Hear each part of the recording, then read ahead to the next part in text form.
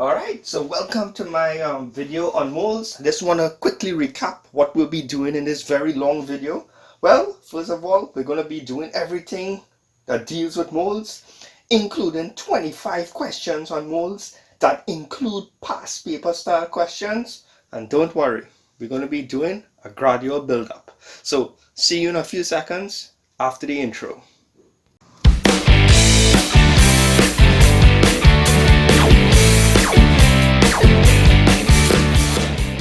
So let's get straight into it. A lot of people have no idea what a mole is. A mole is very similar to, let's say, a pear. If I say I want a pair of apples, that means I want 2 apples. If I want a dozen eggs, that just means I want 12 eggs. The same thing goes for a gross. If you want a gross of something, it's just 144 of it. Now, a mole, like you're seeing on the screen there, it's similar to those. It's just a quantity, a certain amount, and it's the number that you're seeing on the screen there, which is 6.022 multiplied by 10 to the power 23. So if you want a mole of eggs, you want that amount of eggs, which is quite a lot of eggs. So the name of the number is usually called Avogadro's constant, or Avogadro's number. All right, so I just want to quickly just cover a few things before we jump into these questions. So moving on. The next thing, when you have to find the molar mass of a substance, let's say you have magnesium, and you have a mole of magnesium atoms. Now remember, I told you a mole of magnesium atoms is really 6.022 multiplied by 10 to the power 23 magnesium atoms, and of course that would have a certain mass. Now when you're using a periodic table, there are different versions, well, not very different versions of the periodic table. Some of them are a little more accurate than the others. So just to make things clear, I'm preparing students most of the times for CXC exams. So when you have your periodic table, to keep it simple, you'll see the small number at the top of the element and the bigger number. The bigger number is what we're going to be paying attention to. The bigger numbers are the molar mass. That tells you how much a mole of a certain substance or element weighs. But some periodic tables have like you look at magnesium, they have 24.3050. But sometimes, especially for CXC exams, you're required to use a simpler periodic table where they round off the numbers. So instead of saying 24.3050, look underneath that. I'm just going to be using 24. And the same goes for oxygen. I will not be using like 15.994. I'm just going to round it off to 16. So, keep in mind, usually in the CXC exams or CSEC exams, the examiner is supposed to tell you somewhere in the question what to actually use for the molar mass in any case. All right. Now, what I want you all to pay attention to is the diatomic atoms. You should be familiar with these already. The diatomic atoms are like oxygen, where they come in twos, they pair up, so it's O2, or even chlorine, which is Cl2. Let me give you an example of what to look out for. Chlorine is a diatomic molecule. Now, the molar mass of one chlorine, the molar mass of chlorine, I'm talking about chlorine by itself, is 35.5 grams. But chlorine in its natural state is Cl2. So a mole of Cl2 will have twice the mass of 35.5. So if we take 35.5 and we multiply by 2, we're going to get 7 grams. So be aware of the diatomic atoms, molecules, like oxygen, nitrogen, chlorine, fluorine. I can't remember all right now, so I just got them off the top of my head, right? So now, as the video is very when I'm doing the 25 questions today, right, including the past paper questions, I'm gonna have the questions at the top left hand corner of the screen. If you're having trouble seeing the questions, don't worry. Look in the description below. You should see a link to actually get a PDF copy of the 25 questions. So in case you can't see it, you can just download it, print it out, and watch this video with the actual hard copy in your hands. All right. So, and don't worry, as the video is very, very long, if you look into the description, you will see a table of contents where you can skip ahead to each question, right? So I took that into consideration, right? You can skip, you can look in the description now, and you can actually skip this introduction here. All right. Now, the next thing we need to set straight is that whenever you have a gas must occupy a certain volume. Now, when it comes to gases occupying volume, there's two things you have to read the question for in order not to make mistakes. Volume with regards to gases can be STP or RTP. If a gas is at STP, which is standard temperature and pressure, 1 mole of that gas will occupy 22.4 dm cube, better known as 22,400 cm cube. 1 dm cube is equal to 1,000 cm cube. And if you have a mole of gas instead at RTP, which is room temperature and pressure, it will occupy 24 dm cube instead, better known as 24,000 cm cube. All right, guys. So let's get to the first question. All right. So the first question says that 50 people can fit in an area of 60 meters squared. How many meters squared are needed to fit 85 people? All right. So we have our two columns. Let's get started here. I'm just going to use letters to denote what we're talking about. So the two items here are people and the area. So P is going to be for people, A is going to be for area. So the question states in the beginning that 50 people can fit into an area of 60 meters squared. So 50 people fit in 60 meters squared. Do you want to know how much meters squared or what area is needed to fit 85 people? So 85 people, and we want to figure out what area is needed for this 85 people. So we don't know the area for the 85 people as yet, so I'm just going to call it X. To solve for X, we just simply cross multiply. 50 by X is just 50X, and 60 by 85, let me work that out. 60 multiplied by 85, well, actually we're going to leave it as 60 multiplied by 85. So let's do that. 60 multiplied by 85. We can leave it like that for the time being. And we want to solve for X. So in between here and here, there's a secret multiply. Throw across the multiply, and the 50 becomes a divide. So all we need to do is work this out on our calculator. So let me work this out. 60 multiplied by 85 divided by 50. And the answer I am getting is 102. So 50 people can fit in 60 meters squared. So 85 people can fit in 102 meters squared. Let's try question 2. So this was question 1. Let's try question 2. Alright, so let's see what's going on here. Alright. Well, might be easier for me to just erase everything.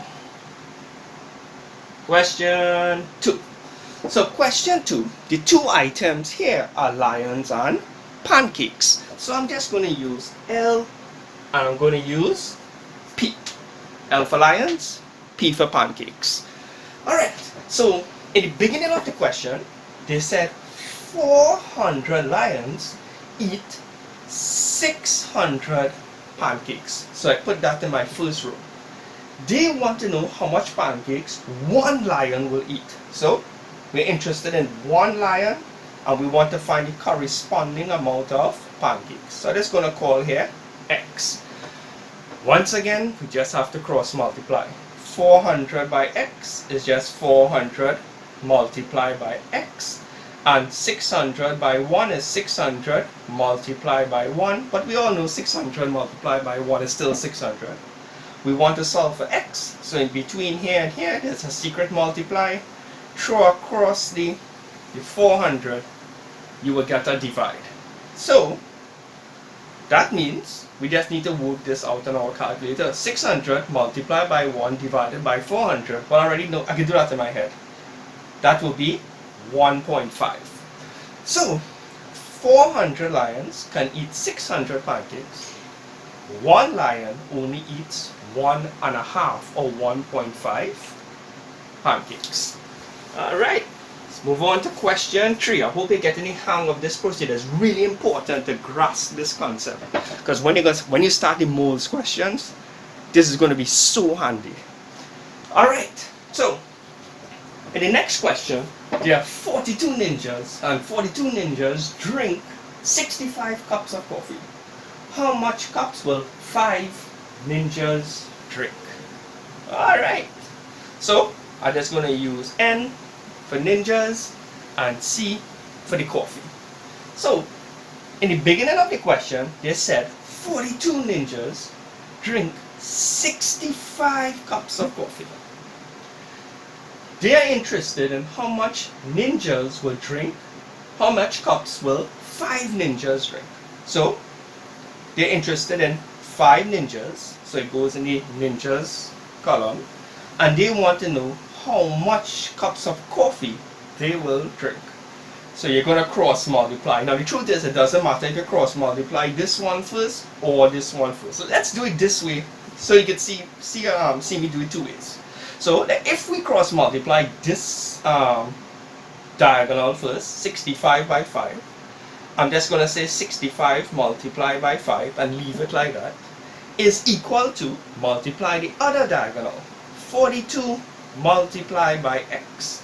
And remember, we want to solve for x.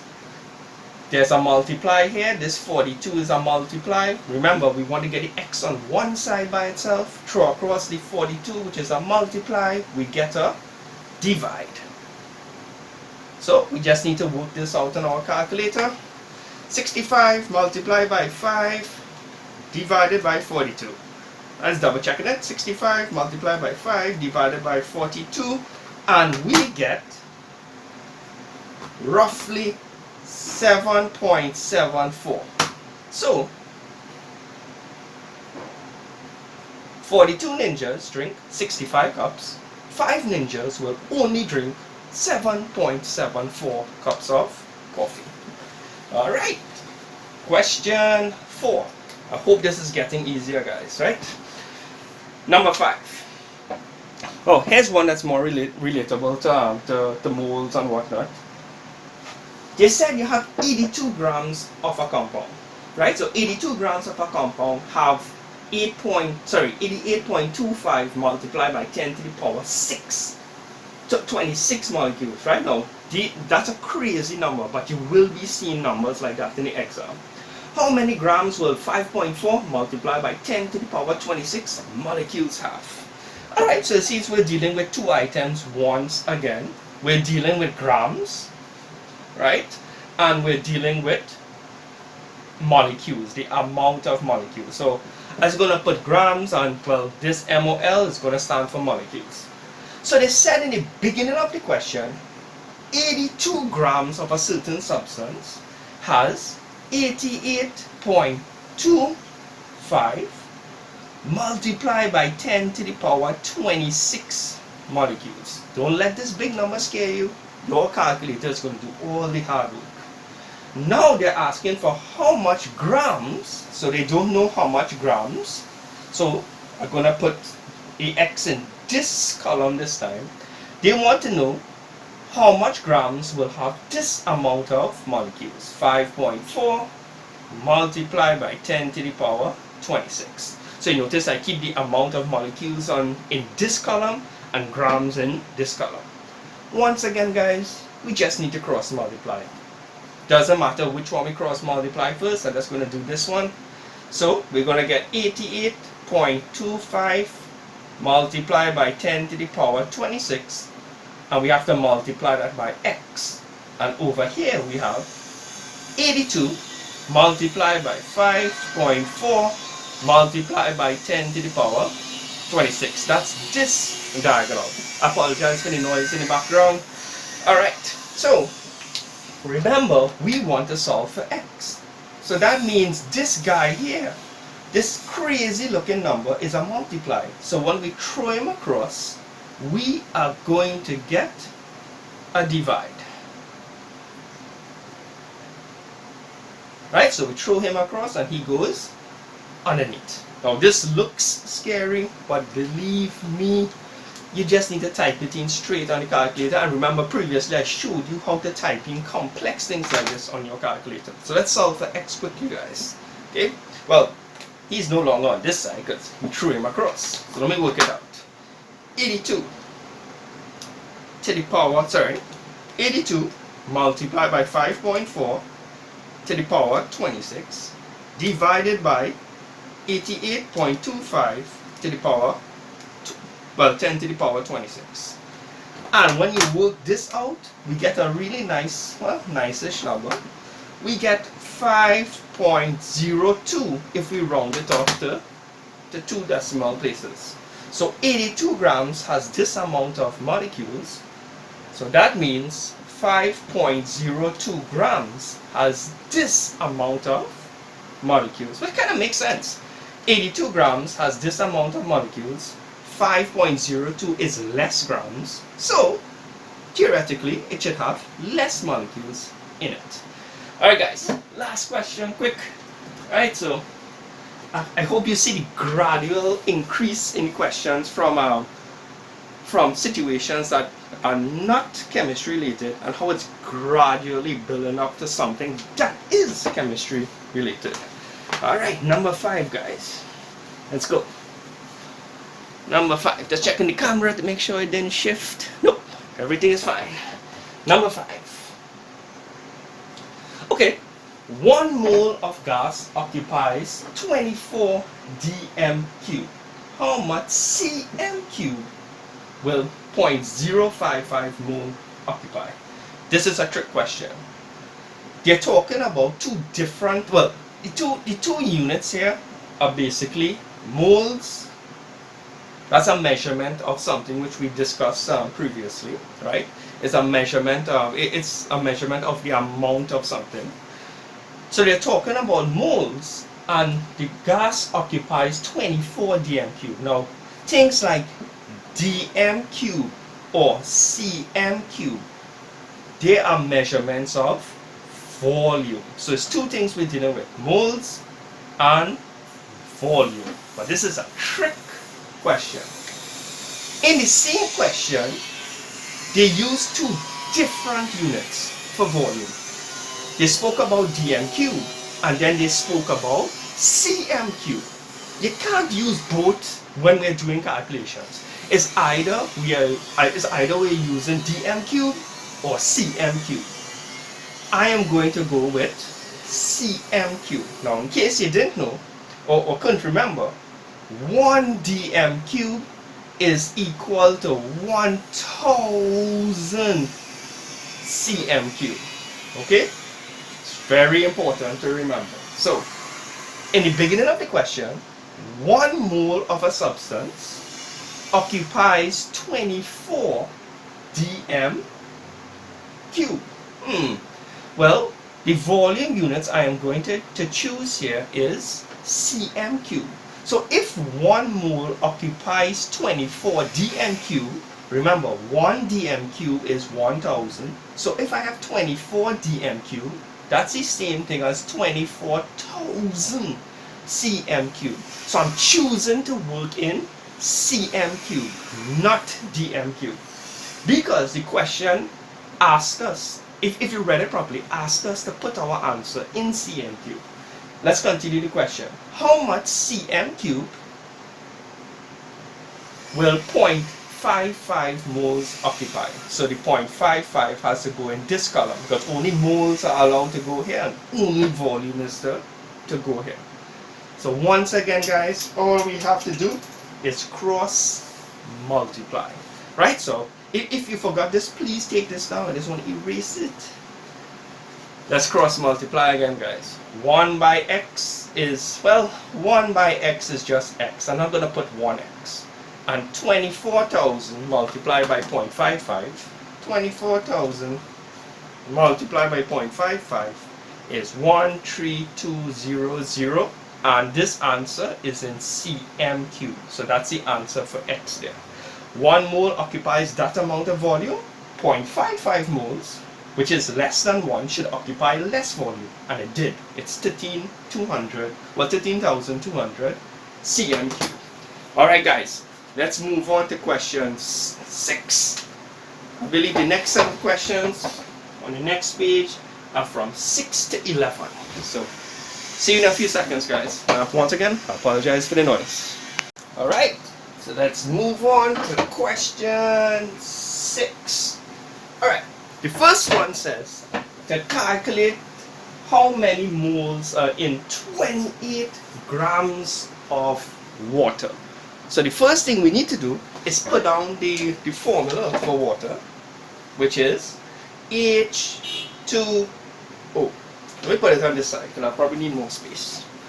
So water, as you all know, is H2O.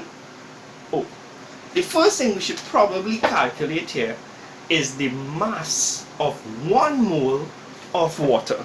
Now, remember previously I showed you how to use your periodic table to calculate the mass of something, of 1 mole of something, sorry. Here's hydrogen. This 2 only belongs to the H, and the oxygen, well, technically there's a 1 here, but nobody bothers to put the 1. So this really means you have 2 hydrogens, right? So you can think of it like this. Hydrogen, next hydrogen, and 1 oxygen. The molar mass of hydrogen is 1, but we have 2 of them, so this is 1, and oxygen is 16. So the molar mass of H2O is 1 plus 1 plus 16, which is obviously going to be 18 grams. Okay, a pretty simple calculation. So let's go here and put it in our little cross. It's 2 things we are dealing with here. Mass and moles. Those are the 2 quantities we are dealing with. From this reasoning, right? Well, by the way, we'll put the question number here. This is question 6. From this piece of reasoning or calculation, 1 mole of H2O has a mass of 18 grams, right? So I was going to put G on top here to remind everyone that we're measuring the mass in grams. So 1 mole of water has a mass of 18 grams. But the examiner is asking us how much moles are in 28 grams of water. So the mass that we're talking about is 28 grams. And we want to know how much moles that represents. So once again guys, it's just to cross multiply. That's all. I will be doing this over and over. I'm just going to do 1 here for you all. So we cross multiply in here. 18 by x is just 18x, and 1 by 28 is 28. Between here and here there's a secret multiply. Throw across the multiply, you will get a divide. So if we work this out, we get 28 divided by 18. And I think that is, if we round it off to 2 decimal places, we get 1.56. So let's interpret this answer. 1 mole of H2O weighs 18 grams. 1.56 moles instead of water weighs 28 grams. Alright guys, now as we progress with the questions, right, you see how I'm cross multiplying here and I'm working out all the steps and then solving for x. After a while, I'm going to stop showing this calculation because by then you should be really good at it. So I'm going to leave it up to the viewer to cross multiply and solve for x as we progress through these questions. Alright, so let's try another question. Well, question 7. Alright, let me give some more colors here. I bought these, so I might as well use them. Alright, number 7. Number 7 says, how much grams are in 2.5 moles of Li2O? Alright, I'm guessing that's lithium oxide. So, it's Li2O. Once again, the 2 belongs to the lithium and the oxygen only has 1. Alright, so we draw my cross here one time. Alright, so there are 2 lithiums. So you can think of it as Li, a next Li, and a 1 oxygen by himself. According to our periodic table, the molar mass of 1 mole of lithium is 7 grams, so we have 2 of them, and oxygen is 60. So we just need to add this up. Let me quickly do this. 7 plus 7 plus 60, and we get 30 grams. Okay, so let's move back to our chart here. We're dealing with two things here: mass, and we are measuring the mass in grams, and moles once again. So we just found out 1 mole of Li2O weighs 30 grams. They're asking us how much will 2.5 moles weigh. Obviously 2.5 is more than 1 mole, so if we calculate the mass, it's supposed to be more than 30. So once again guys, this is where I have to stop showing the calculation in detail. We just have to cross multiply and solve for x. If we do this, we will get 30 multiplied by 2.5 divided by 1, which is 75 grams. So 1 mole of lithium oxide weighs 30 grams. 2.5 moles actually weighs 75 grams. Alright, let's move on to question 8. Question 8. How much molecules are in 23.8 moles of oxygen? Whoa. Alright, this might be a little harder than the rest. First of all, you have to recall something. 1 mole of anything is 6.022 multiplied by 10 to the power 26. That's Avogadro's number, and that's the number that we will be using. Alright? So question 8. Question 8 is asking us how many moles are in how many molecules are in 23.8 moles of oxygen. Alright, so we established before that 1 mole of anything has this amount of particles in it. And the oxygen that they are talking about is O2. So that's why they call it a molecule. They're not talking about oxygen by itself. They're talking about 2 oxygens in their, well, natural state, how they combine. They're diatomic, it's a diatomic molecule. Alright, so this question is actually going to be pretty simple. 1 mole of O2 has this amount of molecules. 1 mole of anything has this amount of particles in it. Okay? Now they're asking about 23.8 moles. So instead of 1 mole, it's 23.8 moles, and they want to know how much molecules will be in this.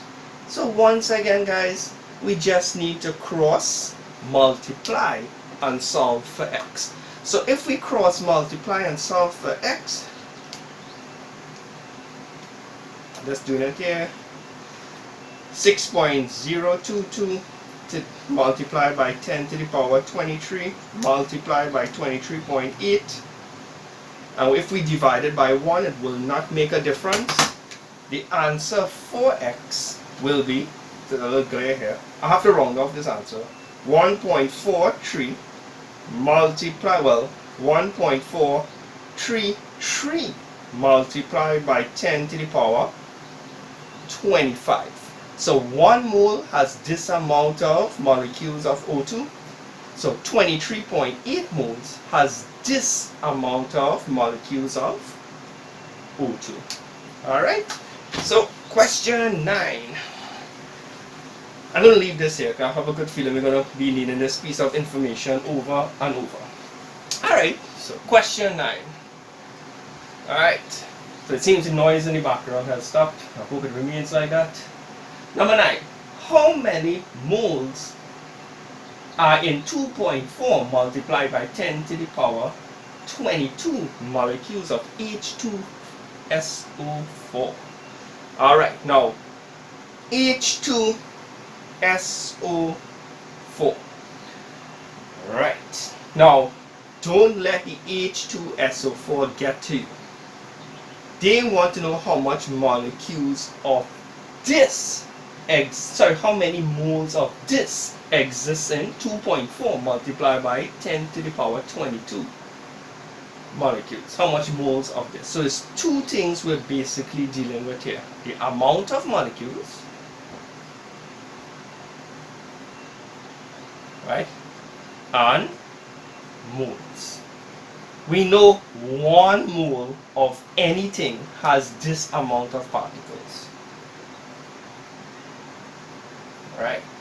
And they are talking about a certain amount of molecules, which is 2.4 multiplied by 10 to the power 22. And they want to know how much moles exists in this amount of molecules. So we're trying to find for moles. Once again, we're keeping the moles here and the amount of molecules here. The H2, the SO4, this really has nothing to do with it, right? This is the molecule, and they want to know how much moles of this exists in this amount of molecules. Alright? So all we have to do once again, guys, is cross multiply. I'm just going to do this one because I have the time. So if we cross multiply this one first, we get x multiplied by 6.022 multiplied by 10 to the power 23, and 1 by 2.4 multiplied by 10 to the power 22 is itself. We want to solve for x, so that means we have to throw across this big item here, which is a multiply. When it goes across on the other side, it becomes a divide. And we just need to divide that on our calculator, and then we work that out quickly. 2.4 to the power 22 divided by 6.022, 23. And we get the answer for x here. I'm going to use a different color. The answer for x here is 0.03985. Okay? So I guess if we round this off, we'll get 0.399. Okay? So 1 mole has this amount of molecules, and well, 0.03999 has this amount of molecules. Alright, so let's get to question 10. Alright. Let's hope it gets a little bit harder. Just checking the time here. Alright, great. There's only 6 minutes so far that has went. Okay, this is number 10.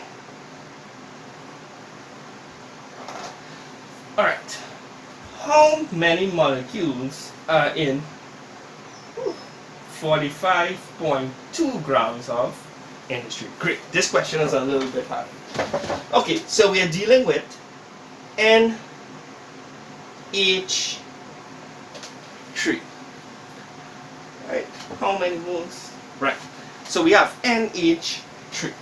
I think we're going to probably need 2 of these for today. 2 crosses. First things first, right? Now this question is asking you about, they're dealing with 2 things, molecules and grams, right? So I think the first thing we should try to figure out is the molar mass of NH3. So let me just use my periodic table here. This 3 only belongs to the H, right? So when they say NH3, they mean N and 3 hydrogens, nitrogen and 3 hydrogens. The molar mass of nitrogen, let's look for this quickly, is 14, and we only have one of them. And we know hydrogen is 1 gram each per mole. So 14 plus 1 plus 1, well, that's 14 plus 3, that's obviously 17 grams, okay? 17 grams. So 1 mole of NH3, 1 mole weighs 17 grams. So let me put that in. Let's head up something. Mass and moles. And we're dealing with NH3. 1 mole of NH3 has 17 grams. So at least we know that for sure. Okay? So let's try to figure out how much moles of NH3 we have. So the mass of NH3 that they gave us was 45.2 grams. So we take out the grams here because I'll put the grams on top here. Right? So 1 mole of NH3 is 17 grams. How much moles would we have in 45.2 grams? So we want to figure out X here. All we need to do is cross multiply and solve for X. So this is where the viewer needs to do the calculation. I will no longer be doing this calculation.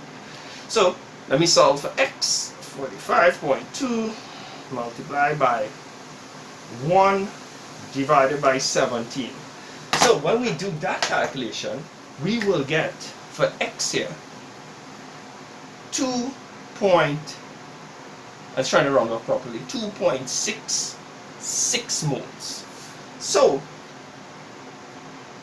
1 mole weighs 17 grams, 2.66 moles weighs 45.2 grams. So this is the amount of moles of NH3 we have in this particular question.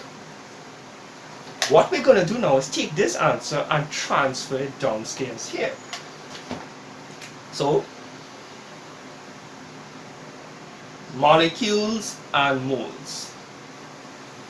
1 mole of anything has 6.022 multiplied by 10 to the power 23 particles, whether it be atoms, whether it be molecules. Right now, obviously, we're talking about molecules here. But we don't have 1 mole of NH3. Instead, we have 2.66 moles of NH3. And we want to know how much molecules that will contain. Alright? So, all we need to do now is cross multiply once again to solve for X, and that will give us the amount of molecules in 2.66 moles of NH3. So this question actually had sets of steps. So we're just going to cross multiply and solve for X here. 6.022 23 multiplied by 2.66, and well, the answer for X here is 1.601 multiplied by 10 to the power 24. So this is the amount of molecules that exists in this amount of moles of NH3. Alright guys, let's try number 11. I have a good feeling number 11 is going to have more than 1 steps also. Alright.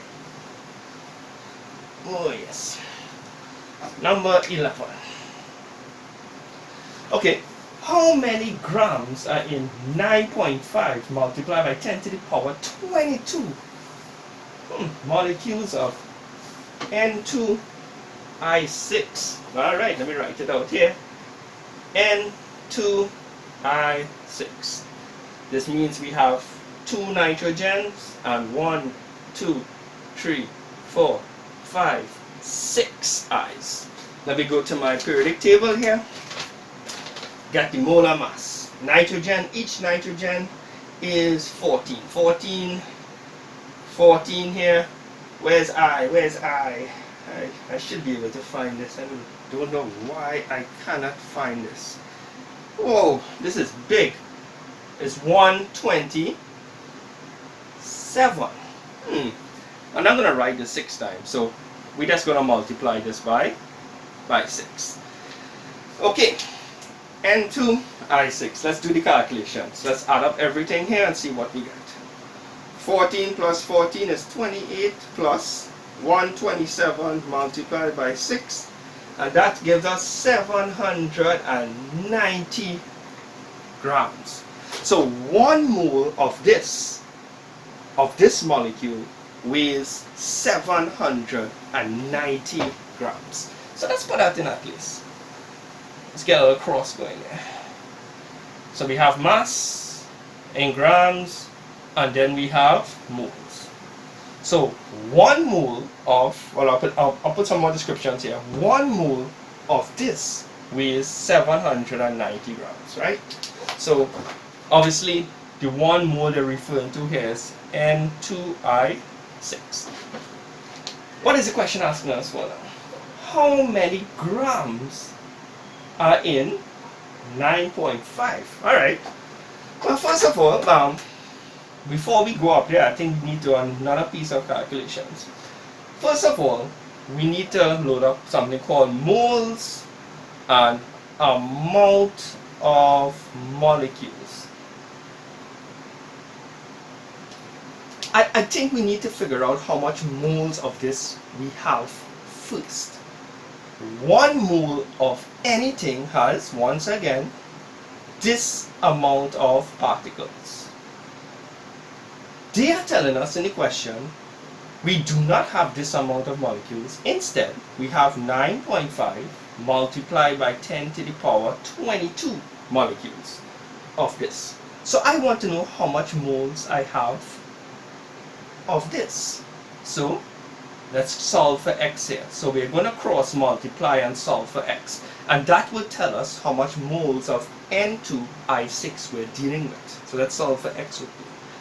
So 9.5 EXB 22 divided by 6.022 EXB 23.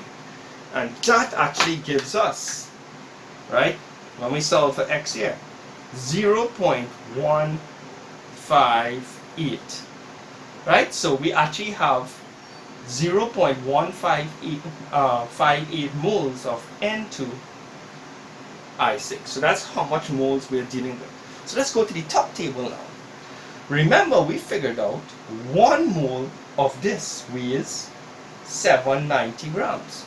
And from the table below, we just realized we do not have 1 mole. We in fact only have 0.158 moles.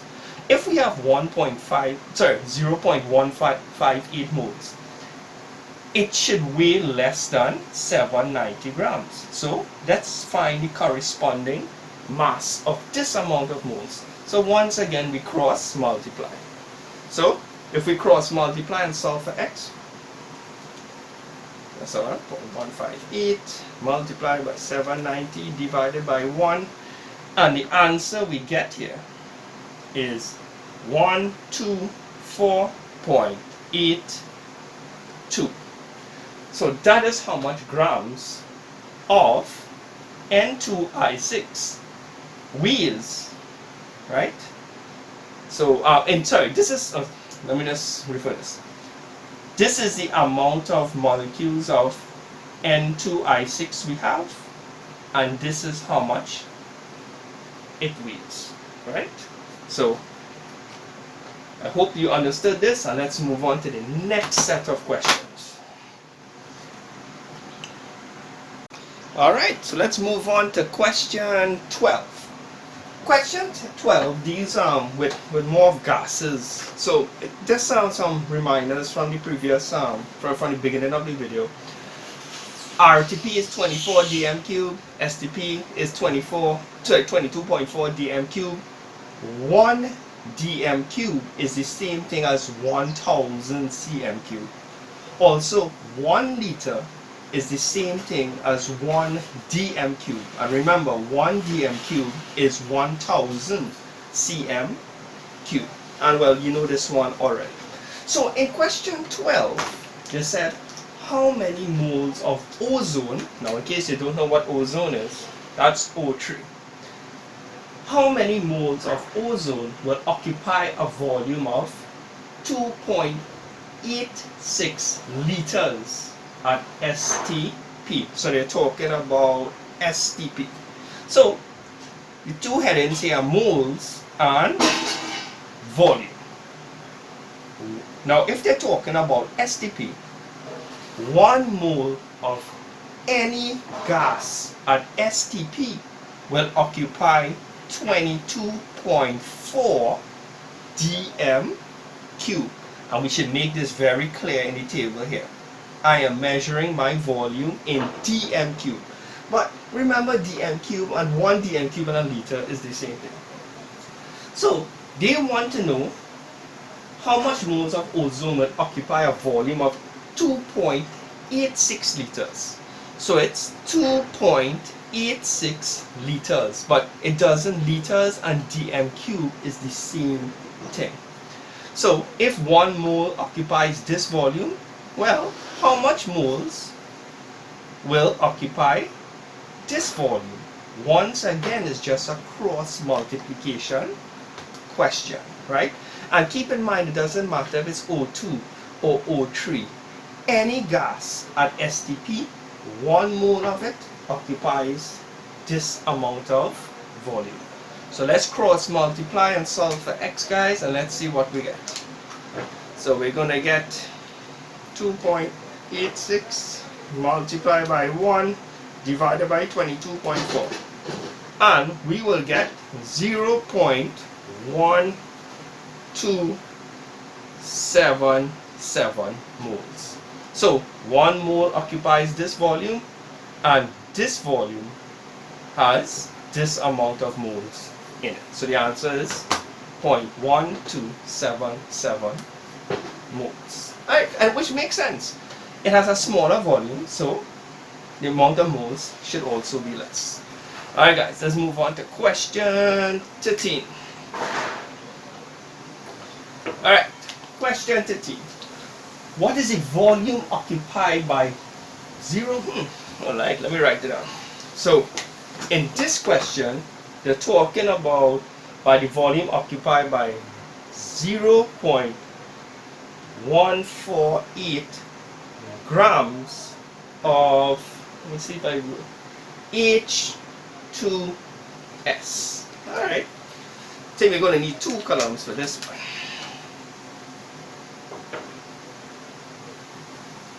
Alright, first things first, let's figure out how much 1 mole of H2S weighs. H2S means it has 2 H's and 1 S. Let me get the molar masses of these things here. We know H is 1, here is 1, and S, and look for it on my periodic table, is 32. Right, so the total mass here is 34. So let's put that in here. Moles and mass. The mass is in grams, and 1 mole, and of course they're talking about H2S, 1 mole has a mass of 34 grams. Okay, so that means if I have a mass of 0.148, we should be able to figure out how much moles that represents. Okay, so I want to figure out how much moles of H2S we are dealing with in the first place. So let's cross multiply. You get 0.148. I hope I read this question correct. Yep. Divided by 4. And the amount of moles is, let me get a different color, is 0.0044 moles. Well, obviously it's moles because it's in this color. So this is the amount of moles of H2S we are dealing with in today's question. Let's move on and fill out this table here. The question is asking us to find at the end of the day the volume. So we're dealing with moles and volume. And did they tell us that, yes, it's RTP this time. 1 mole of any gas at RTP will occupy 24 dm cube, right? So 1 mole of any gas. It just so happens we do not have 1 mole of this. Instead, we have 0.0044 moles of H2S. So let's try to figure out how much volume, or dm cube, this amount of moles will occupy. Once again, we just have to cross multiply and solve for x. And let's see what we get, guys. Oh, 24, that's all. 24 multiplied with 0.0044. And we are getting 0.1056 dm cube. Right? So this amount of mass of H2S represents this amount of moles of H2S, and this amount of moles occupies this amount of dm cube. Alright, question 14, guys. Alright, it's going to be a pretty long video. Alright, it's long, but guys, I'm telling you, this is worth it. This is like every single type of moles question that could come in the exam. Okay? Alright. Question 14. Alright, let's read it from here. How many oxygen atoms are present in 850.54 cm cube of nitrogen dioxide? Nitrogen dioxide. So, nitrogen dioxide is NO2. So it has 1 nitrogen, 2 oxygen. Okay? Sorry guys. Alright. So nitrogen is 14 and each oxygen is 16. So let's find the molar mass of NO2 first.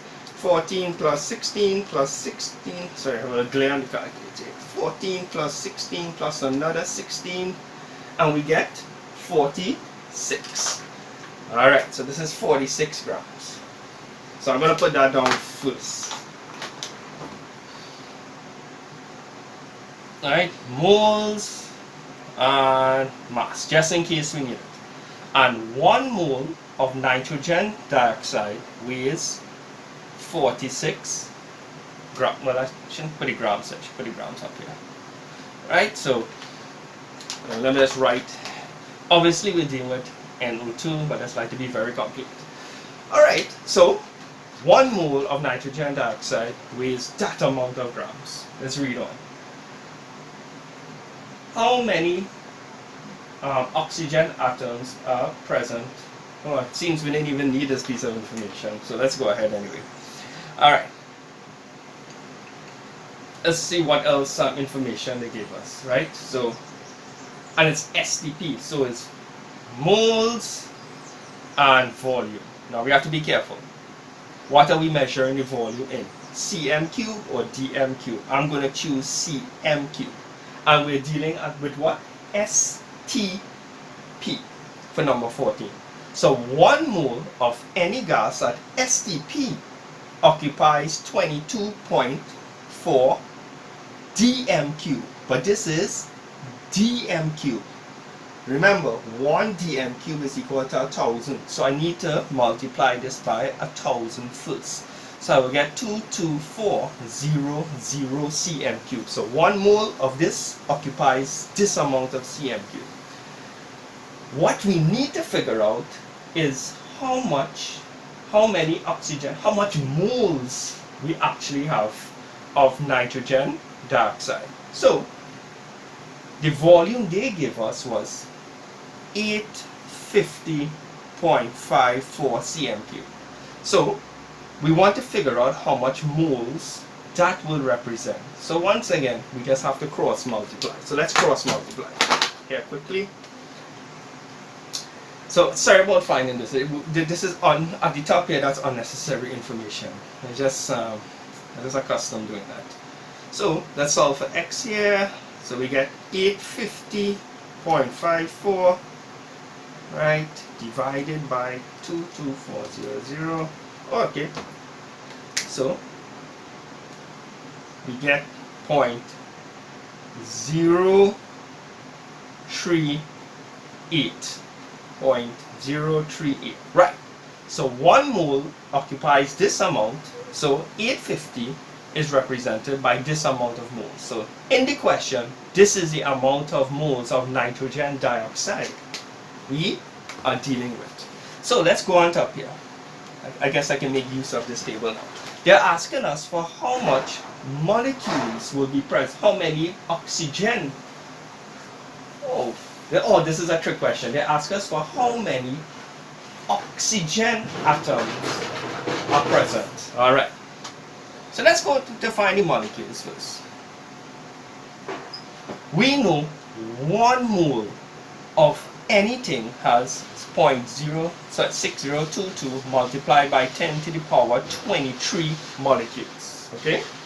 We do not have 1 mole. Instead, this is the amount of moles we have.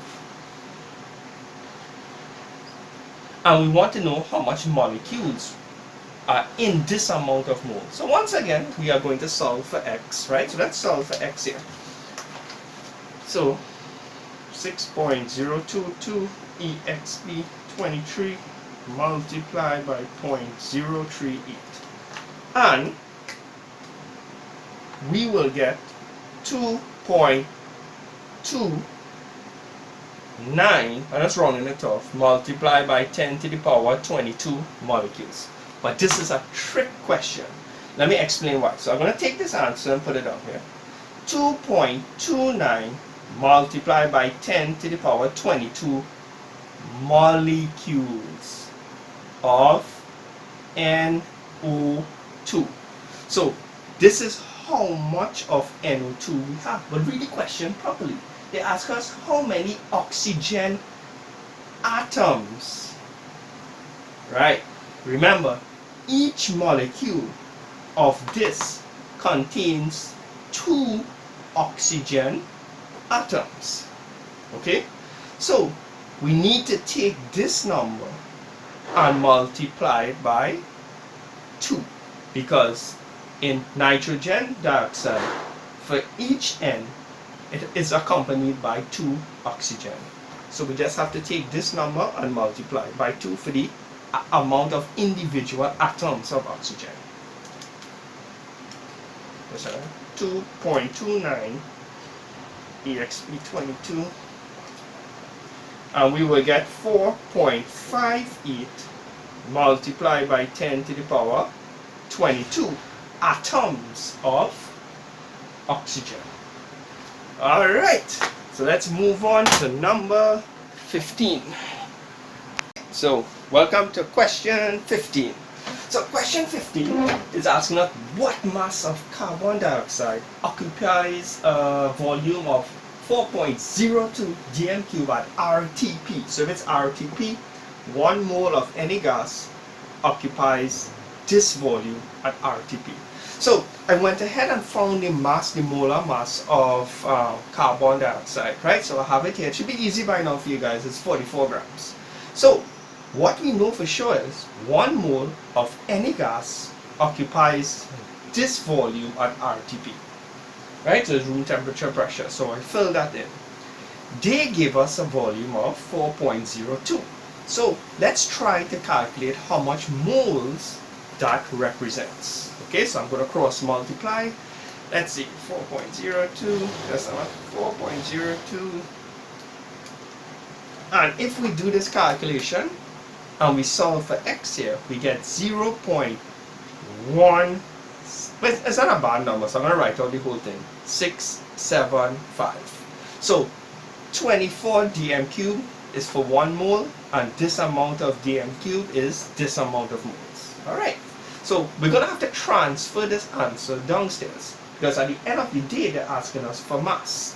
So we know for sure 1 mole of carbon dioxide has this mass. This is the molar mass. And the amount of moles we have of the carbon dioxide is not 1, but instead 0.1675. And we want to figure out how much mass is represented by that amount of moles. Alright, so once again, we just have to cross multiply, guys, and we'll finish with that entire question. So 44 multiplied by 0.1675 divided by 1, and the answer for this is 7.37 grams. So in this amount of dm cube, we can expect to find this mass of carbon dioxide. Alright guys, question 16 coming up. Right, so number 16, it's probably your first concentration type of question. So in question 16, they said that we have 250 centimeters cube of solution, and it has a concentration of 0.4 moles per dm cube. Now, if you notice, the question has a mixture of different units for volume. There's centimeters cube and there's dm cube. Remember, 1 dm cube is equal to 1000 cm cube. Now, let me explain what they mean by this concentration, right? It means that you have a container with a solution, so it has a liquid in it. Let's assume that the liquid is water. And what they did, 0.4 moles per dm cube means that, think of it like this. Think of this block as solid sodium chloride, and you only have 0.4 moles of it. And this whole thing is dissolved in 1 dm cube of solution. Or, well, 1 dm cube is the same thing as 1000 cm cube. So that's how I want you to interpret this, right? So what they're really trying to tell you in the concentration is that 0.4 moles of sodium chloride exists in 1 dm cube, better known as 1000 cm cube. So this amount of moles is present in this amount of volume, and I'm using cm cube. But they are asking how much moles are present in 250 cm cube. So instead of having 1000 cm cube, they give you 250 cm cube. And they want you to find out the amount of moles that fits into that amount in this concentration. So once again, guys, cross multiply, and that's it. You're going to solve x, and that's the end of the question. So let me do this quickly. 0.4 multiplied by 250 divided by 1000, and the answer is 0.1 moles. So 0.1 moles is this amount. Sorry, there's 0.1 moles in this amount of solution. Alright, so question 17 now, guys. Number 17. So number 17, they want to know the mass of Na2CO3 that must be dissolved in 250 cm cube of solution to create a solution of concentration of 0.4 moles per dm cube. Alright, now I took the liberty of finding the molar mass of Na2CO3, and it's 106 grams. By now you should be able to find the molar masses. So let me explain what we are trying to accomplish here. We are trying to create something, we are trying to create a solution with a certain concentration. And they told us in the question, they want the solution to have a concentration of 0.4 moles per dm cube. Remember, 1 dm cube is equal to 1000 cm cube. So I drew up my cross here, moles and volume. So that means we want the concentration to have 0.4 moles in 1000 cm cube, right? So that's the concentration we are aiming for. However, right, we do not have 1000 cm cube. Instead, in the question, we have a volume of 250 cm cube. Now, obviously, if 1000 cm cube has this amount of moles, less volume, 250 cm cube, will contain a smaller amount of moles of Na2CO3. So let's try to figure out how much moles of this we will have in the first place. And once we get the amount of moles, then we will figure out what mass we have. So let's cross multiply and figure out the amount of moles. So we're solving for x here. So 0.4 multiplied by 250 divided, let's double check that, 0.4 multiplied by 250 divided by 1000. And that gives us 0.1 moles. Alright, so that means we have 0.1 moles of Na2CO3. Now remember, we just, well, at the beginning of the question, I calculated, and I drop another cross here. Remember, 1 mole of Na2CO3 has a mass of 106 grams. Remember, from the above calculation, the amount of moles is no longer 1. It's just 0.1 moles. And we want to figure out what mass that 0.1 mole will carry. So all we have to do is cross multiply here, and we will get the mass of this amount of moles. And that's the end of the question. So let's solve for x here. 0.1 multiplied by 106 will give us 10.6 grams. So if we want a concentration of 0.4 moles per dm cube, but we only have 250 cm cube of that solution, we will need to dissolve this amount of Na2CO3 in the 250 cm cube. So this is the final answer for question 17. Alright, so on to question 18. Alright, so let's get to question 18. Before we move into question 18, I just want to discuss concentrations first. Let's say that I have a container, and in this container I had 500 cm cube of solution. Let's just of a liquid. Let's just call it water.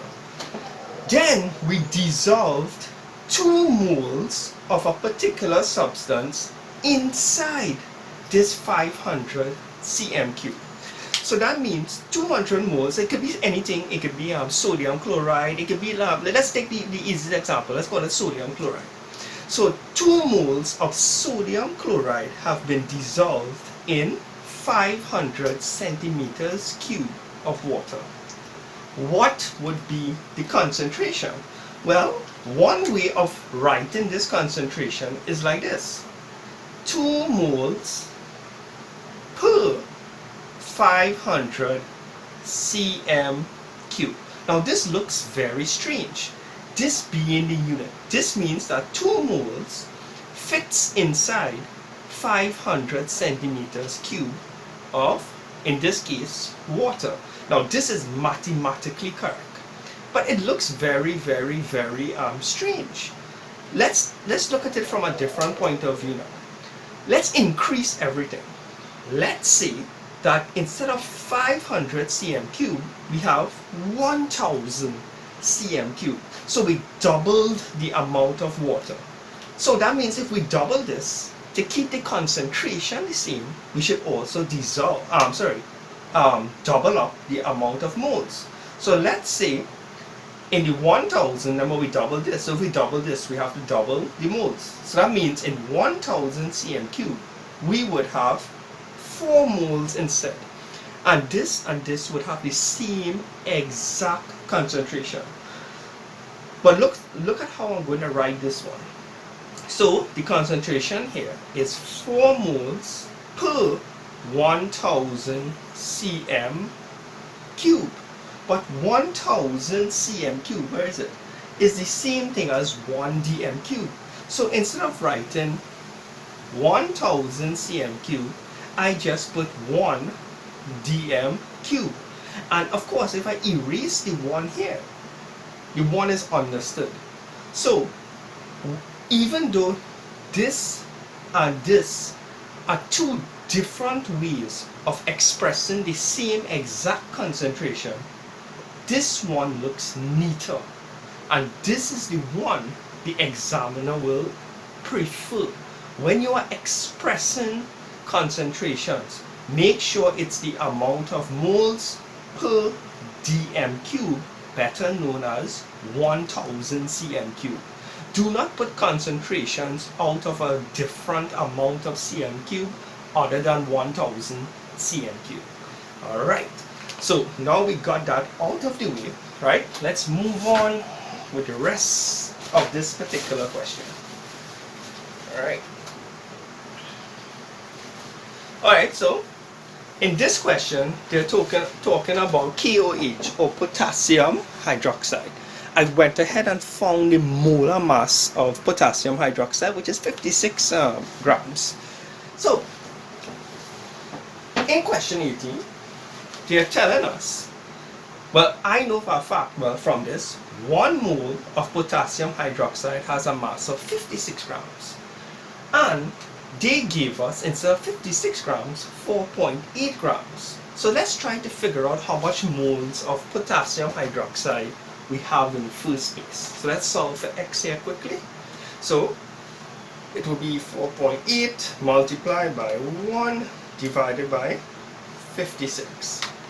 And the amount of moles of potassium hydroxide we are dealing with in today's question is 0.086.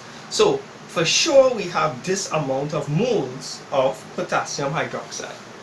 Now if you read the question, they told you, let's draw another one here, the 0.086 moles is dissolved in a volume of 820 cm cube, and they want to know the concentration. But the thing about the concentration should not be out of 820 cm cube. If we are expressing something as a concentration, the volume needs to be 1000 cm cube, better known as 1 dm cube. So if 820 has this amount of moles dissolved in it, then 1000 should have, well, we should put x here and solve for x. So let's solve for x here in this one. So we're going to cross multiply, so 0.086 multiplied by 1000 divided by 820. And the answer we will get is 0.10, well, if we round it off, 5. So we have this amount of moles that exists in 1000 cm cube. So it's moles per 1000 cm cube, better known as 1 dm cube. This is the unit, well, the preferred unit of concentration. It's the amount of moles that is dissolved in 1000 cm cube, better known as 1 dm cube. So that's the answer for this particular question. Let's try number 19. Right. So let's try number 19. Now, before we actually get into number 19, I just want to explain what the empirical formula is. Now, I'm rushing this down just for the purpose of this video. But let's do 2 quick examples to see if you get the gist of it. If we have C6H12O6, what the empirical formula does, it tries to reduce everything to the simplest possible expression for the ratio. For example, by looking at this, you realize, well, 6 can go into 6, 6 can also go into 12, and 6 can also go into 6 over there. So if we divide out throughout by 6, we will get C1. If we divide this by 6, we get 2. And if we divide this by 6, we will get 1. Now, obviously, if it's 1, there's no need to put the 1. So the empirical formula for this molecular structure is CH2O. Alright? Now, there's a little drawback with the empirical formula.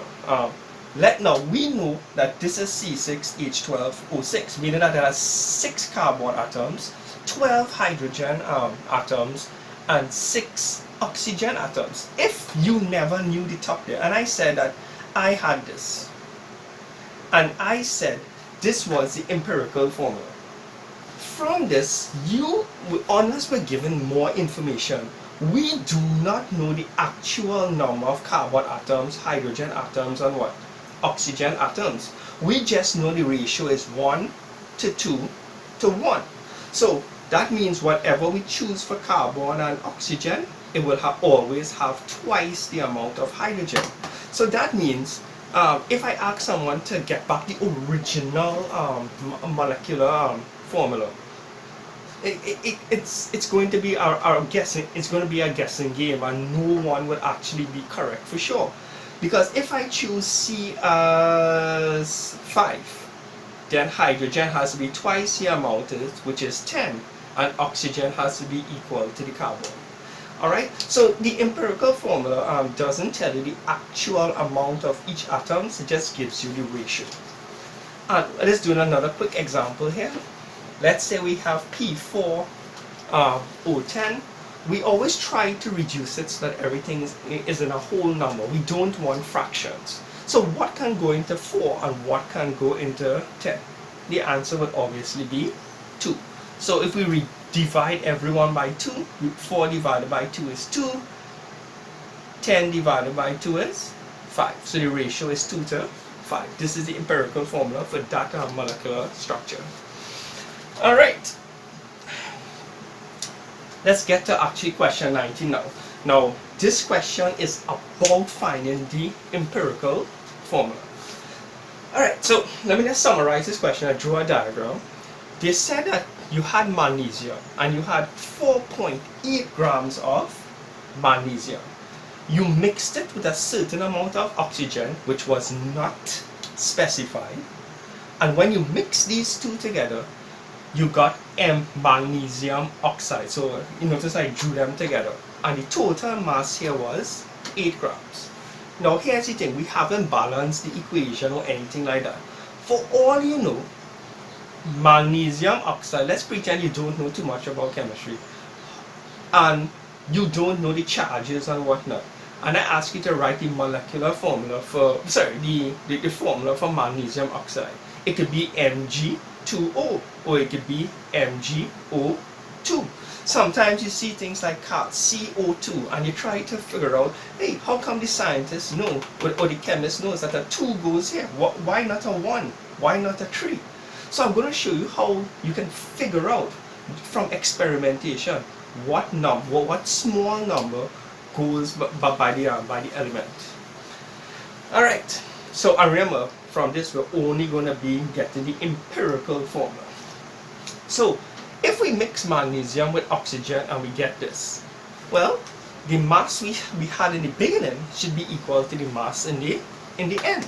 So to figure out the amount of oxygen here, I should just take the 8 grams and minus the 4.8 grams, and that should leave us with the oxygen. Right? So let's do the easy part first. 8 minus 4.8 will give us 3.2. So that means, for our little common sense, we have 3.2 grams of oxygen. Alright. So we're going to go to our periodic table and we're going to find the molar mass of magnesium. Magnesium is 24 grams, and well, oxygen, I'm sure you're pretty familiar with it now, is 16 grams. So here's what. We have 4.8 grams of magnesium. Let's try to figure out how much moles we have in 24 grams, right? Although I don't think we need to do this, we should just do it just in, well, we could do it like this if you wish, right? So we have the mass and we have the moles. For magnesium, 1 mole weighs 24 grams and we only have 4.8 grams. So we can backtrack now or calculate how much moles of magnesium we have, right? So let's do that back again. This is the mass of magnesium we have, and 1 mole of magnesium weighs this. So we're going to put it in this calculation to figure out how much moles of magnesium we have. So let's cross multiply. We get 4.8 divided by 24. And it seems to me that when we solve for this, we get x as 0.2. So that means 4.8 grams is really 0.2 moles. So we have 0.2 moles of magnesium. Let's do the same thing for the oxygen. Mass and moles. We know for sure 1 mole of oxygen weighs 16 grams straight off the periodic table. But we don't have 16 grams. Instead, we have 3.2 grams. And we want to figure out how much moles of oxygen we have. So we cross multiply and figure out how much moles of oxygen we have. So we're going to get 3.2 divided by 16, which is 0.2 moles. Right. Once we get the amount of moles of each substance, right, usually, well, you can see clearly that the same amount of moles of magnesium is needed to, for magnesium and oxygen to combine, the same amount of moles are needed. So the ratio here is just 1 to 1. That means the chemical formula for magnesium oxide will be Mg1 oxygen 1, right? The same amount of moles are needed for them to combine. There's no need to put the 1. If you don't put anything, the 1 is unlisted. This was a really easy example, right? But you see how I used the cross to figure out how much moles of each element we had. So in question 20, we're going to do a harder version of this one. This one is too easy. So before we enter question 20, let me just go through some background theory here. Now, a lot of the times when we're solving for something, I make you all draw this kind of cross, and we cross multiply and whatnot to solve for the missing item. But the truth is, sometimes the situation is so simple, there's really no need to draw a cross to get the answer, although you would get the answer by drawing the cross. So let me just do, since question 20 is such a long question, I'm going to try to put some shortcuts into it. So let me do some calculations you're going to encounter in question 20. And I'm going to try to avoid using the cross in this particular question. Let's say that we have 1 mole of carbon. Now, we know from our periodic table, 1 mole of carbon has a mass of 12 grams. So that's pretty standard information. Here's the question. How much moles are there in 24 grams? The truth is, there's no need to draw a cross and cross multiply to get the answer for this. We can get the answer for this in a much easier way. 1 mole weighs 12 grams and you have 24 grams. So how much moles you have? Won't it be 2 moles? And how would you get that answer? You would take the mass that you have and divide it by the mass of 1 mole of that particular element. So 24 divided by 12 would give you 2.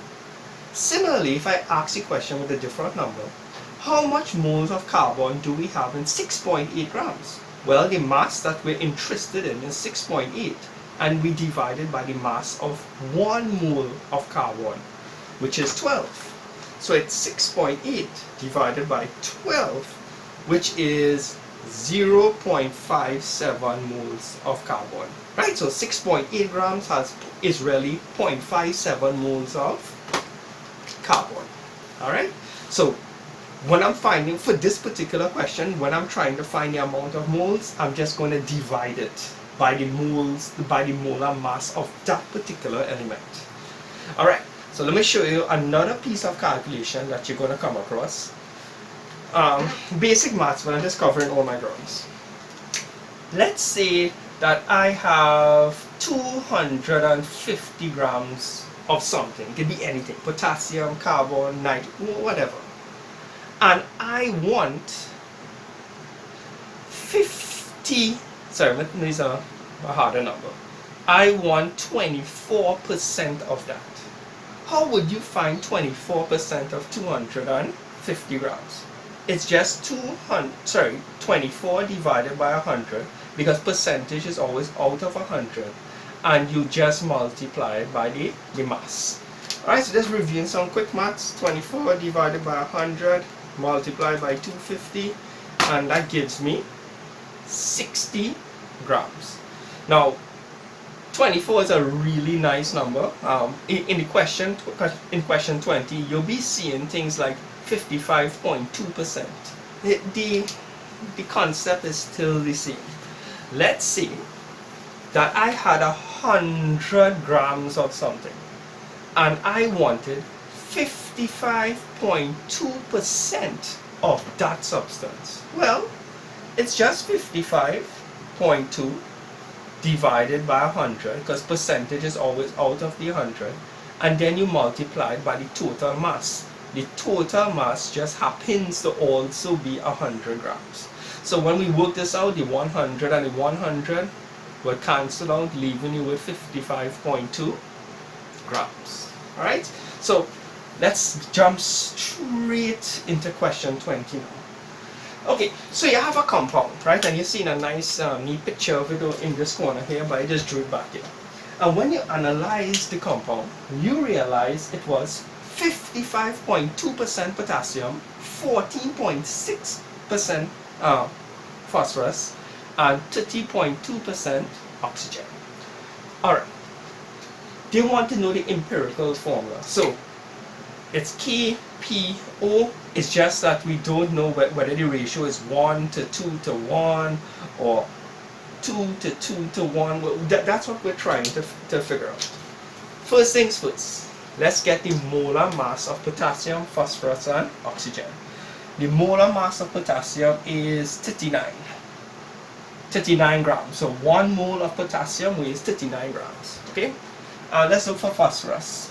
Phosphorus is 31 grams from the periodic table. And oxygen, well, he's a common one, is 16 grams, right? So 1 mole. So I'll just put something here, 1 mole. So you're reminded that 1 mole of this is this amount of grams and whatnot. Great. But here's the thing. When we were analyzing the compound, didn't tell us how much of the compound we had in the first place. So this is where you have to make an assumption. And the great thing is, you have to assume that you have a certain mass of the substance. And like I said, the great thing is, it doesn't matter how much of the substance you assume it has in the first place. If you assume you had 10 grams of this entire substance, and somebody else assumed they had 450 grams of the substance, we're both going to get the same answer, right? But let's just assume we have 100 grams of this substance. So the whole substance with the potassium, phosphorus, and the oxygen, everything together weighs 100 grams. So how much of the grams would be potassium? Now the reason I chose 100 is because if we were to find 55.2% of this, it would be 55.2 over 100, because percentage is always out of 100, and we just multiply it by the mass. The reason I chose the 100 is so that the 100 and the 100 would cancel out. So if we assume that we have 100 grams of this whole substance, that means 55.2 grams would be potassium. For phosphorus,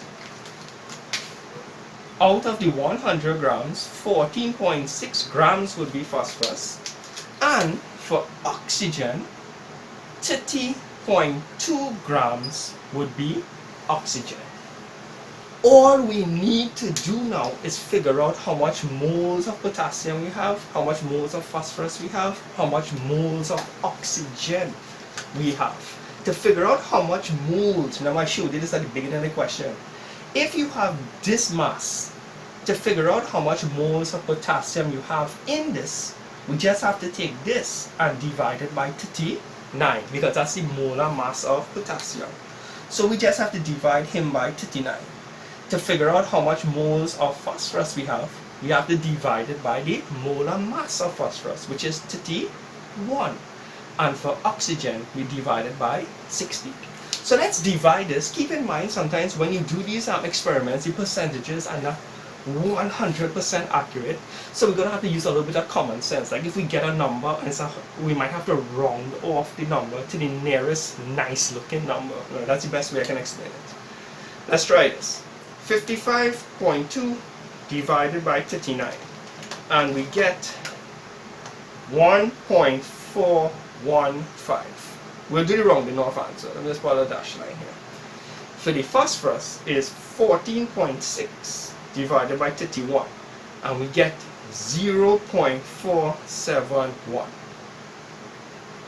Right, and then 30.2 divided by 16, which is 1.888. All right.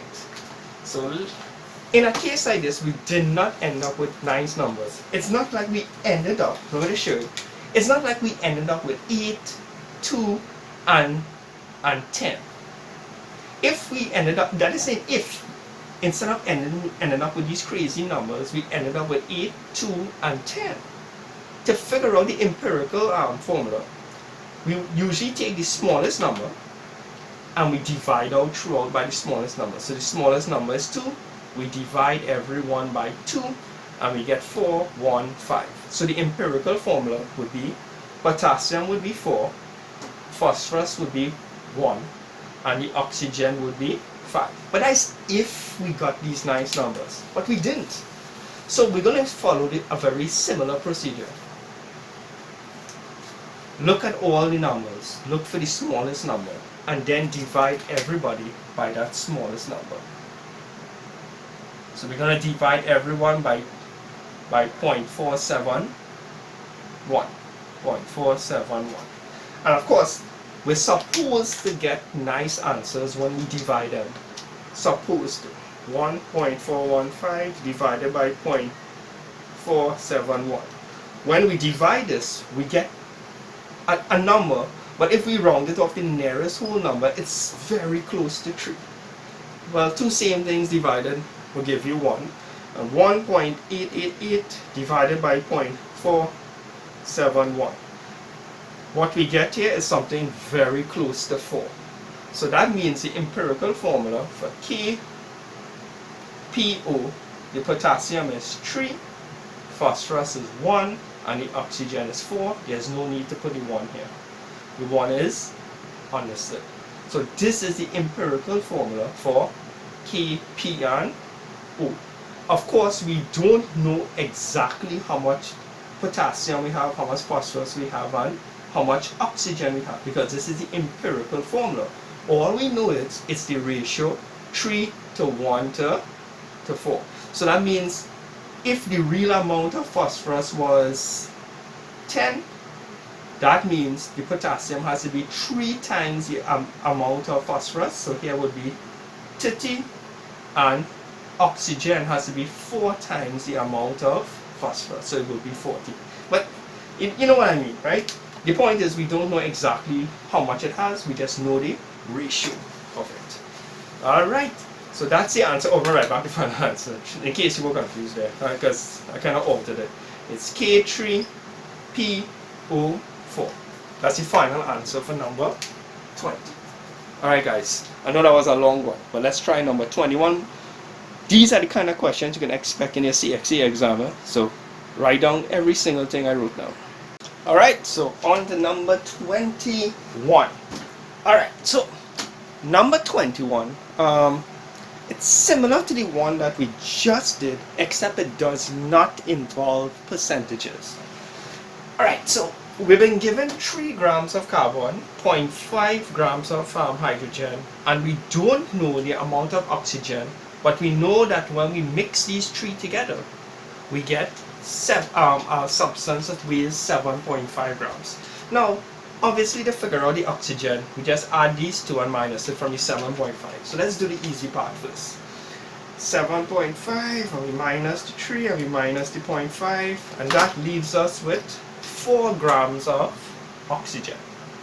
Now this question is also different from the previous question because it's no longer an empirical value formula.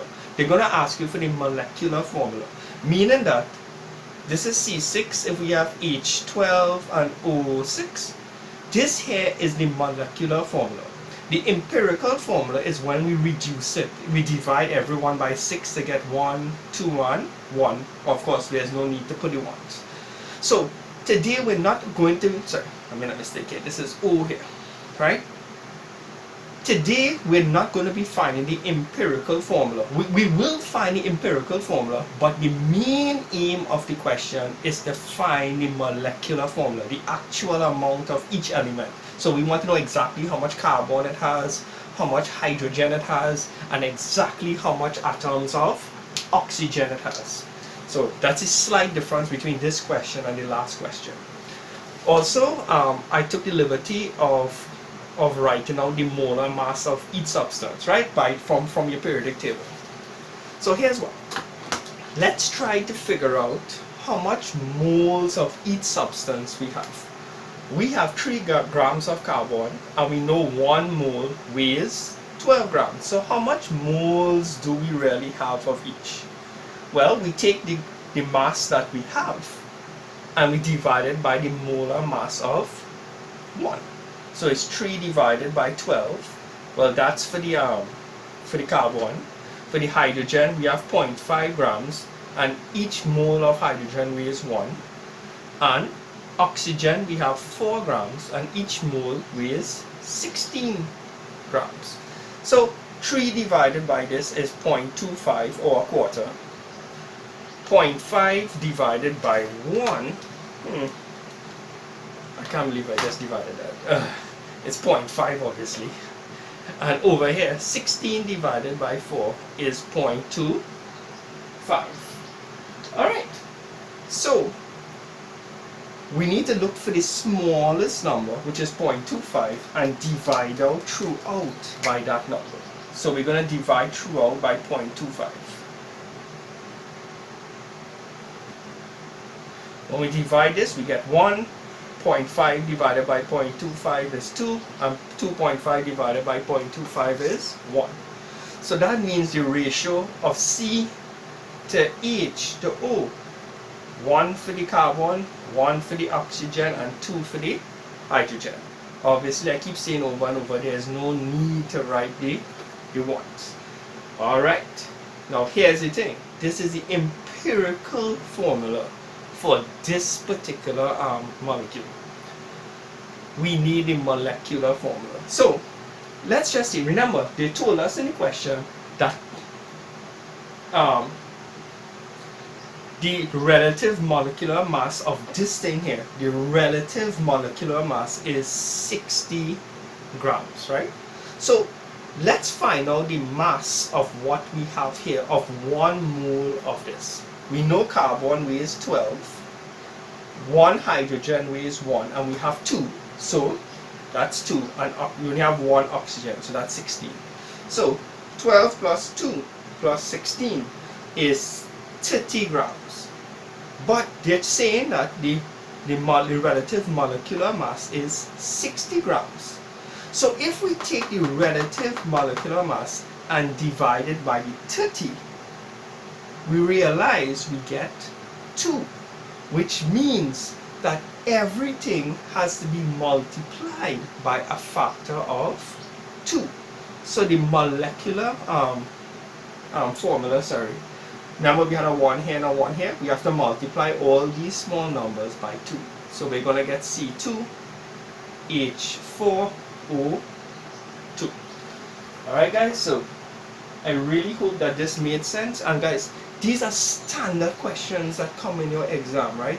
So if it's not too clear, re-watch it and write down each step. They come almost the same way in every single past paper, over and over and over.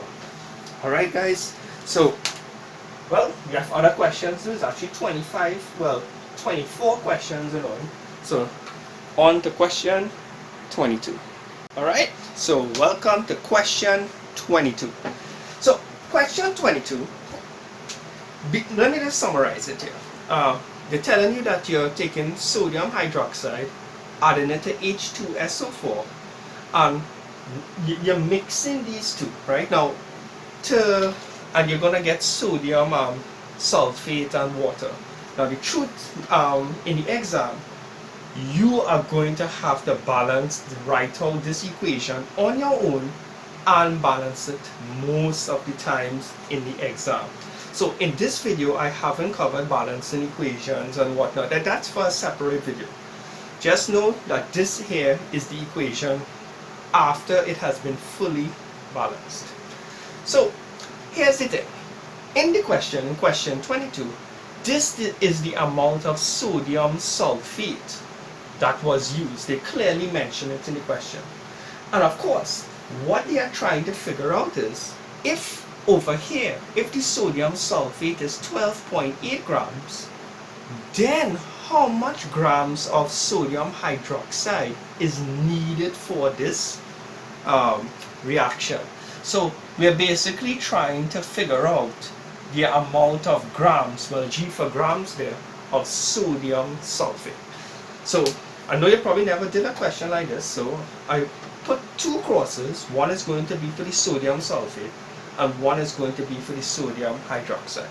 So I went ahead and at the beginning of the question, well, before the question started, sorry, and I found the molar mass of sodium sulfate, right? So all I did, there's 1 sodium, 1 sulfur, and 4 oxygen. Remember, this 4 only belongs to the oxygen. And when we find the molar mass, which will be your job in the exam, will be 142. Don't worry, the examiner will tell you how much 1 sodium weighs, how much 1 mole of sulfur weighs, and the same thing for oxygen. So let's try to figure out how much moles of sodium sulfate we have first of all. So let's start with the basics. We know 1 mole of sodium sulfate has a mass of 142 grams. Okay, so let's put G for grams here. We do not have 142 grams. Instead, we have 12.8 grams of sodium sulfate. How much moles is that equivalent to? Well, this is pretty simple. All we have to do is cross multiply what I showed you over and over in this video. So let's solve for x here. So we have 12.8 multiplied by 1 divided by 142. So that means the amount of moles of sodium sulfate is 0.09. So that is how much moles of sodium sulfate we have. So let me write that over here. The amount of moles of this is 0.09 moles. Now you will notice something. Sometimes when you have chemical equations, there's a big number in front. Obviously, if there's no big number in front, if the 1 is understood, there's a 1 here, but nobody really writes the 1. You'll notice that there's a 1 here now, and for sodium sulfate, sodium hydroxide, after you balance the equation, there's a 2 here.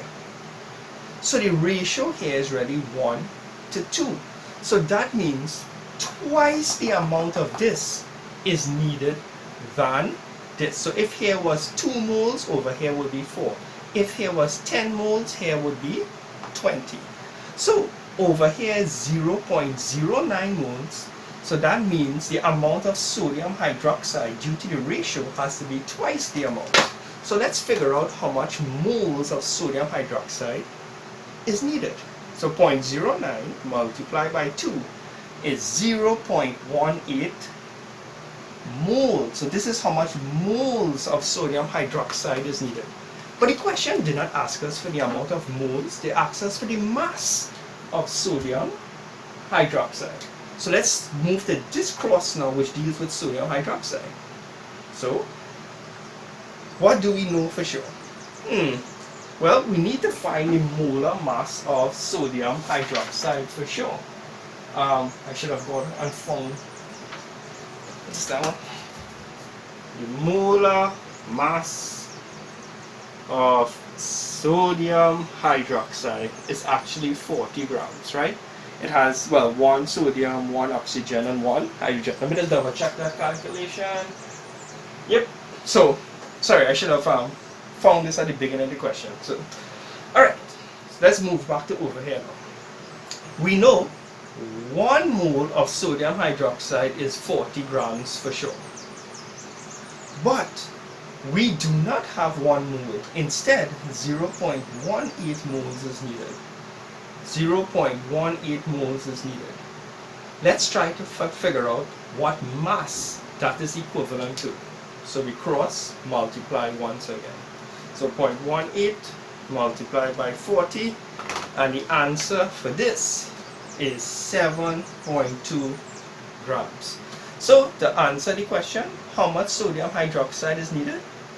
The answer is 7.2 grams. It's as simple as that. Okay, and like I said, don't worry, in the exam they will tell you how much they will remind you how much sodium 1 mole of sodium weighs, and the same goes for oxygen and hydrogen. It will be somewhere to the bottom of the question, but it will be given to you. Alright guys, number 23. Alright guys, so welcome to question 23. So let's go through the basics in this question. Well, they said that you have, they want to know what volume of hydrogen measured at RTP. Remember, 1 mole of any gas at RTP of any gas occupies 24 dm³. So they want to know what volume of hydrogen measured at RTP will be produced if 16.2 grams of aluminum reacts with hydrochloric acid. Now, when you're doing these types of questions, you obviously need to be able to complete the equation and balance it. So for those who cannot complete the equation and balance it, I've already done it for you. Remember, we are not covering balancing equations in this video. So this here is the reaction. So they told you in the question you have 16.2 grams of aluminum. Great.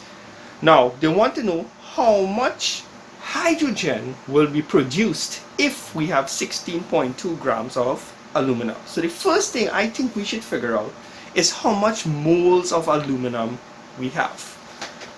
From your periodic table, 1 mole of aluminum is 27 grams. We have been given 16.2 grams. So I'm going to figure out the amount of moles using the shortcut method. We have 16.2 grams and each mole weighs 27 grams. So let's see how much moles we have here. So it's 16.2 divided by 27. And we get a really nice number, 0.6 moles. So we have 0.6 moles of aluminum. Now, I want you to look, now we're basically comparing the aluminum to the hydrogen. Look at the numbers in front. The number in front here is 2, and the number in front, the hydrogen, is 3.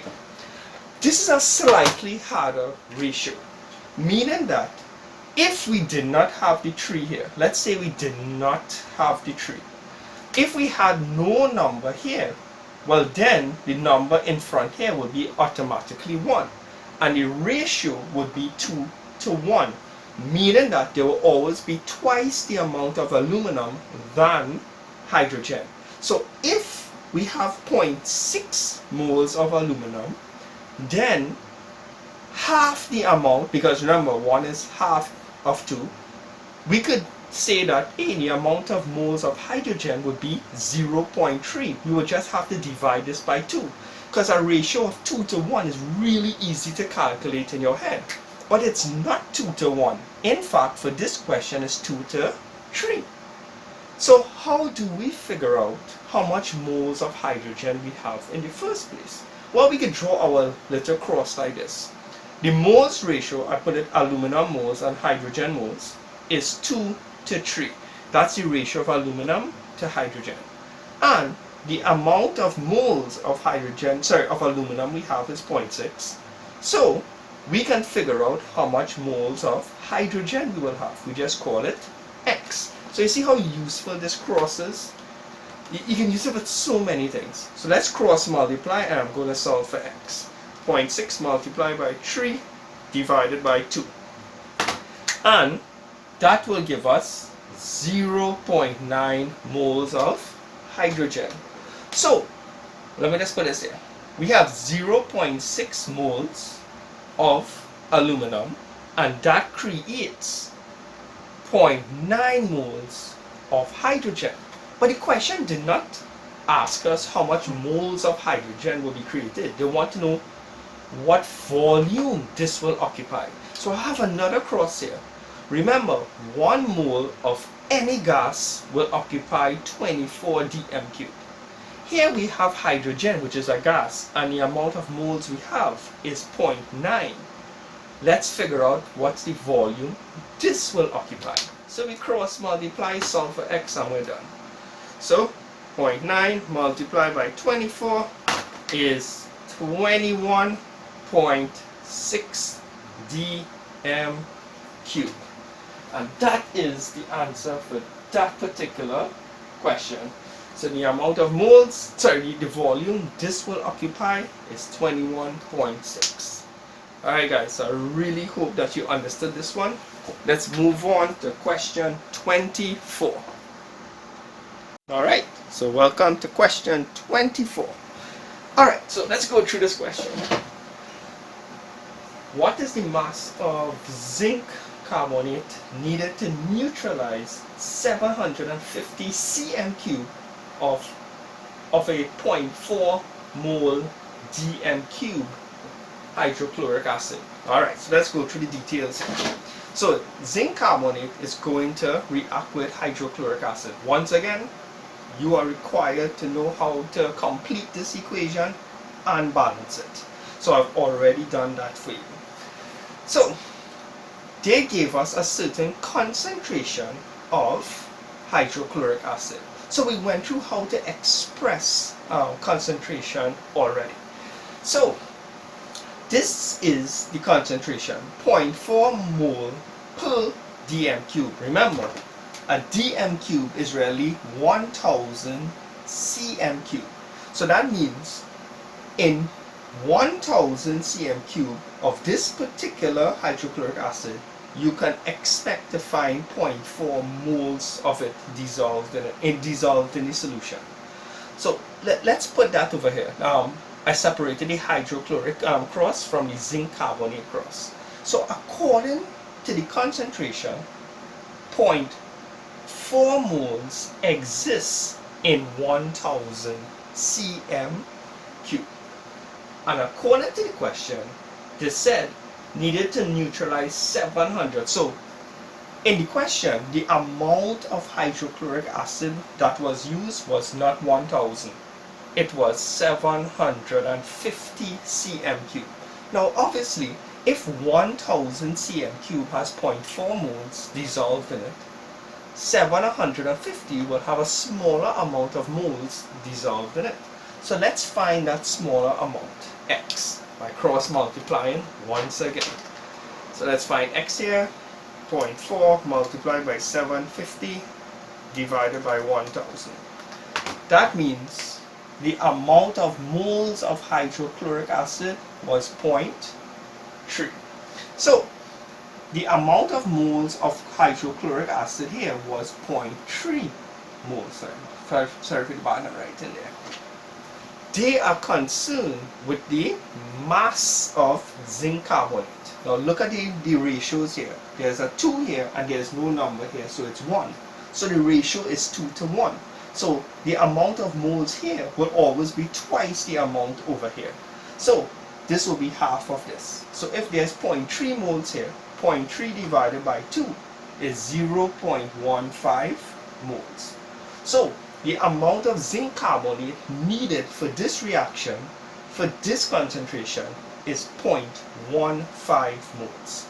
We want to find out how heavy, what's the mass of 0.15 moles.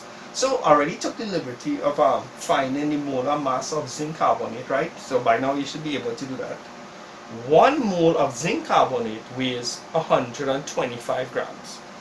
We only have 0.15 moles of it, and we are trying to figure out its mass. So we are going to cross multiply. So 0.15 multiplied by 125 divided by 1, which doesn't make a difference.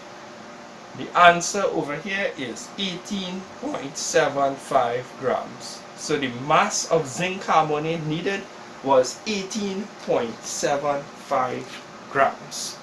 Alright guys, on to the last question. Alright guys, so we have reached question 25, the last question I have for you. Okay, now one thing before we go on, well, if you're from Trinidad and Tobago and you need extra lessons in almost any subject, feel free to contact me on 712-2652, and well, you can fall into our classes. Alright, so let's move on to this question. This question is actually pretty easy. So in question 25, you're mixing sodium hydroxide and H2SO4. So I've already written out the equation, I have balanced it out. Now here's what. In the question, they give you the concentration of the sodium hydroxide. It's 0.75 moles per dm cube. Keep in mind, a dm cube is 1000 cm cube. So I have the cross here for the sodium hydroxide, and I laid out this information. Here's moles and here's volume. In 0.75 moles can be found in 1000 cm cube of solution. So this here is the concentration. So we didn't use the full 1000 cm cube. In the question, they only use 68 cm cube. So the 68 cm cube will go here.